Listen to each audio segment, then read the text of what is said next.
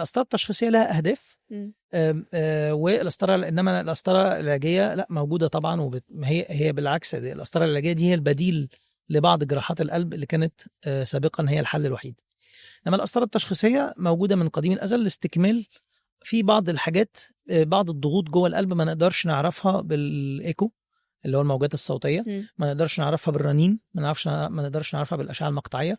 فمحتاجين احنا ندخل نقيس ضغط جوه غرفه معينه من غرفات القلب او شريان معين من شرايين القلب، نقيس الضغط جوه عامل ازاي، نقيس نسبه الاكسجين فيه عامله ازاي. ده الهدف من القسطره التشخيصيه.